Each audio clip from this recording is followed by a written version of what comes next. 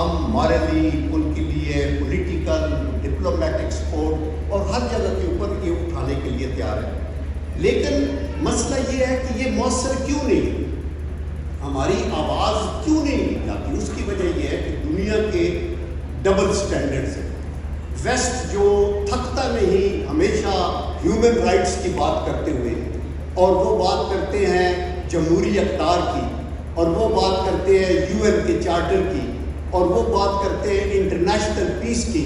تو United nation بننے کے بعد ہی تو کورین وار بھی شروع ہوئی تھی، اس میں بھی بہت قتل و غارت ہوئی، ویتنام وار بھی اس کے بعد آئی تھی،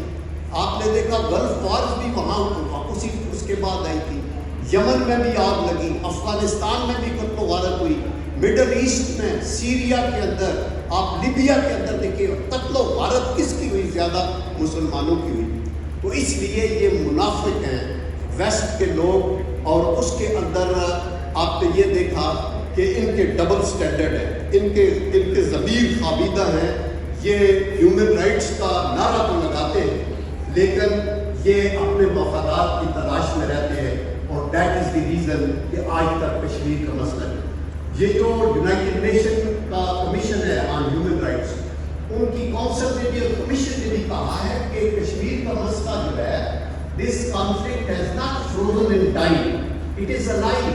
you have to give them independence, these Kashmiris, they will inshallah 75 years to گزر گئے، لیکن اور 100 سال بھی گزریں گے تو یہ اس وقت تک نہیں بیٹھیں گے جب تک کہ ان کو رائٹ آف سیلف ڈٹرمنیشن نہیں ملتا۔ میں یہ کہنا چاہتا ہوں کہ پہلے تو انڈیا میں کانگریس کی حکومت تھی، وہ بھی پاکستان کے وفادار یا اطاعت یا پاکستان سے ان کی دوسری نہیں تھی، انہوں نے بے شرمی کے ساتھ ہمارا ایسٹرن بارڈر کراس کر کے تو سکوت ڈھاکہ ہوا، اور سارے بین الاقوامی جو قوانین تھے اصول تھے ان کو بالائے طاق رکھا تھا۔ اس کے بعد بی جے پی کی حکومت ہے، بی جے پی کی حکومت کے بعد سے پھر مودی کا سر نکلا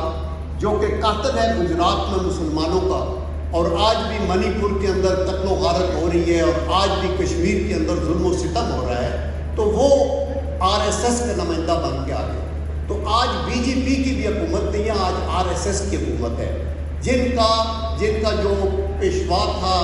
جن کا وہ جو مرید جو جس کو پیر مانتے ہیں وہ RSS کا، وہ انہوں نے نازی کے اس کانسیپٹ کو لے کے تو وہ آگے وہ چل رہے ہیں۔ تو ہم یہ کہنا چاہتے ہیں کہ ہماری جو یوتھ ہے اللہ کے کرم سے، اور اس پریسٹیجیس انسٹیٹیوشن کی جو میں نے کہا کہ ورلڈ ریناؤنڈ ہے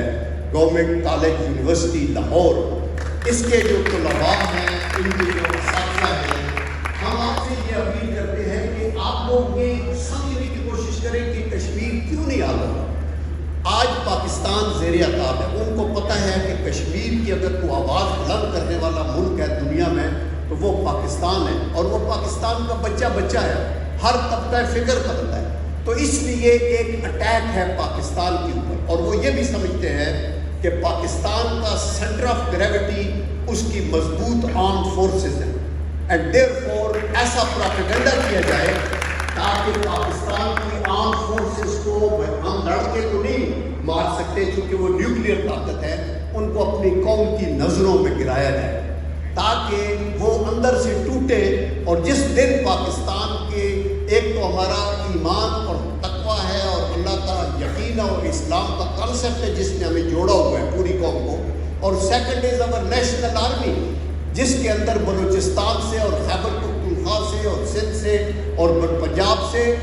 آبادی کے مطابق پوری ریشو کے ساتھ ایک نیشنل آرمی ہے آپ کی، جو کہ خدا کے کرم سے آج بھی کھڑی ہے۔ مودی کی جرت نہیں کہ وہ بارڈر کو کراس کر کے پاکستان کو انڈو کرنے کی کوشش کرے یا آزاد کشمیر کی طرف بھی میلی آنکھ سے دیکھے۔ یہ میں آپ کو یقین دلاتا ہوں، ہم اللہ کے کرم سے مضبوط پاکستان ہے، ہم انڈیا سے سائز میں چھوٹے ہوں گے لیکن ارادوں میں اللہ کے کرم سے ہم انڈیا کے ان ہندوؤں اور بنیوں سے بہت مضبوط ہیں جو کہ وہاں وہ بیٹھ کے تو اپنی یہ حرکتیں کر رہے ہیں جو آپ نے اس ڈرامے کے اندر دیکھی ہیں کہ بچیوں کی وہ ساتھ زیادتی اور قتل و غارت۔ تو میں یہ کہتا ہوں کہ آج پاکستان ایک ہائیبرڈ وار کا شکار ہے، اور وہ ہائیبرڈ وار کیا ہے؟ ایک تو کوشش ہوتی ہے اکنامک اسٹرینگولیشن کی، یہ ٹھیک بات ہے کہ ہماری اپنی کوتاہیاں بھی اس اکنامکس کی اس کے اندر شامل ہیں، لیکن بہت سے انٹرنیشنل مانیٹری ادارے بھی جو ہیں وہ ہماری بازو مروڑتے رہے ہیں۔ FATF کیا تھا؟ ہم کیوں گرے لسٹ کے اوپر ہیں؟ انڈیا کیوں نہیں ہے؟ انڈیا کے اندر کون سے انسانی حقوق کا خیال رکھا جا رہا ہے؟ وہاں تو کرسچین، سکھ، مسلمان، ہر ایون ہندو جو لو کاسٹ ہیں، دالتس، ان کے بھی قتل و غارت۔ ابھی منی پور کے اندر تقریباً 81 لوگ تو مارے گئے ہیں جو عیسائیوں کے خلاف تھا، اور 300 چرچز جو ہیں ان کو گرایا گیا ہے۔ لیکن پاکستان میں ایک چھوٹا سا واقعہ ہوگا تو اوپر لے جائے گا۔ ایک تو یہ ہے اکنامک اسٹرینگولیشن، نمبر 2 ڈپلومیٹک آئسولیشن، چونکہ بنیا ساری دنیا میں پھرتا ہے اور ہم سمجھتے ہیں کہ پاکستان کی حکومت اور اس کے فارن آفس، پارلیمنٹیرینز اور ان سب کو بھی جانا چاہیے ہر کانٹیننٹ میں، اور جا کے کشمیر کی سچویشن کو ایکسپلین کرنا چاہیے تاکہ آگے، لیکن ہمیں اس کے اوپر اور زور دینا ہوگا۔ تو دوسری بات ہے ڈپلومیٹک آئسولیشن۔ تیسرا جو مسئلہ ہے وہ ہے انٹرنل سچویشن پاکستان کی، جس میں ٹیررزم کا ایفیکٹ۔ یہ ٹیررزم بھی ایسا نہیں ہے کہ لوگ کے یہ GPS ان کو ملتا ہے، انٹیلیجنس ملتی ہے، ان کو ڈالرز ملتے ہیں ہر طریقے سے، اور ان کو ٹارگٹ ملتے ہیں، اور یہ پاکستان میں آ کے تو یہ شو کرنا چاہتے ہیں کہ پاکستان کی فوج اس قابل نہیں ہے کہ وہ ملک کو ٹیررزم سے نجات دلائے۔ اللہ کا کرم ہے، ہم نے نیشنل ایکشن پلان بنایا تھا پچھلی حکومت کے اندر، اور اس وقت جب مسلم لیگ نون کی حکومت تھی، نواز شریف صاحب تھے، نیشنل ایکشن پلان بنا، نیکٹا بنا، ایپیکس کمیٹیاں بنی، اور ہم نے ان ٹیررسٹ کی کمر توڑ دی جن کے متعلق کہا جا رہا تھا کہ وہ اسلام آباد کے ساتھ جو آپ کی مارگلہ کی پہاڑیوں پہ بھی آ رہے ہیں، اور وہ تو موٹر وے پہ بھی آ رہے ہیں، لیکن خدا کے کرم سے وہ ایک ایک کر کے چن کے مارے کے ان کی کمر ٹوٹی۔ آج بھی یہ TTP والوں کو یہ خبردار ہم کرنا چاہتے ہیں کہ وہ جتنی مرضی کوشش کر رہے ہیں، وہ ریاست کے خلاف نہیں لڑ سکتے، اور وہ دن دور نہیں جب اللہ کی طرف سے اپنی سے بھی اپنی جان چھڑا لیں۔ تو یہ انٹرنل۔ تیسری ہے سائبر وار، کہ آپ کو ماڈرن ایرا میں ڈیجیٹلائز ورلڈ کے اندر پاکستان کو دیکھیں کہ IT میں کہاں ہے۔ اگر یہ پیچھے ہے اور دنیا کے ساتھ بیچتے رہتے ہیں کہ ان کے بینکنگ سسٹم، ان کی باقی چیزوں کو ہم ان کو IT کے سائبر وار کے اوپر ان کو جیم کر کے تو ان کو نقصان کریں۔ آپ پھر دیکھیں کہ پاکستان کے اندر پولیٹیکل انریسٹ، یہ بھی ٹرسٹ بھی کہ یہ بھی فارن پروموٹڈ ہوتا ہے۔ یہ وہ چاہتے ہیں کہ جس ملک میں آپ اندر نہیں جانا چاہتے، اس ملک کے اندر ایک ایسا فتنہ ڈالو یا پھر قواریت کو ہوا دو، اگر وہاں اس کے سیڈز موجود ہیں، اگر انگاریاں ہیں تو اس کو ہوا دو تاکہ آگ لگے، اگر صوبائیت موجود ہے تو اس کو ہوا دو، اور اگر اسی طرح کی اور یہ جو پولیٹیکل ڈفرینسز اتنے بڑھا دو کہ پولیٹیکل اپوننٹس آپس میں بیٹھ کے بات بھی نہ کر سکے، اور وہ اپنے آپ کو ایک دوسرے کا دشمن سمجھے اور مرنے مروانے پہ آ جائے۔ دیکھیں پولیٹیکل ڈفرینس ہوتا رہتا ہے، ہماری ڈیوائڈ کی اس طرف اور اس طرف دونوں ہمارے بھائی ہیں،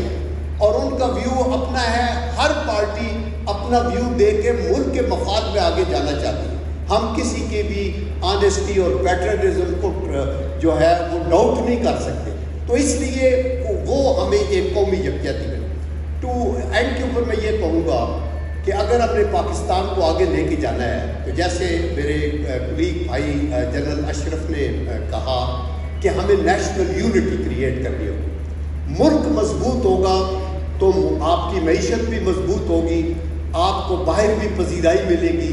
اور ملک ہم یہ کرتے ہیں کہ ملک کے اندر اتنا فالٹ نہیں ہے جتنا بیرونی دنیا میں جا کے ہم کوشش کرتے ہیں یہ بتانے کی کہ پاکستان تو کرپٹ ہے، پاکستان کے اندر تو قتل و غارت ہے، پاکستان کے اندر تو ٹیررزم ہے۔ وہ احمد فراز کا بڑا اچھا شعر ہے کہ ہر جسم داغ داغ تھا لیکن فراز ہم بدنام یوں ہوئے کہ بدن پہ کبا نہ تھی۔ میں آپ کو یقین دلاتا ہوں کہ پوری دنیا میں قتل و غارت بھی ہے، اتنے کراچی میں قتل نہیں ہوتے جتنے نیو یارک میں ہوتے،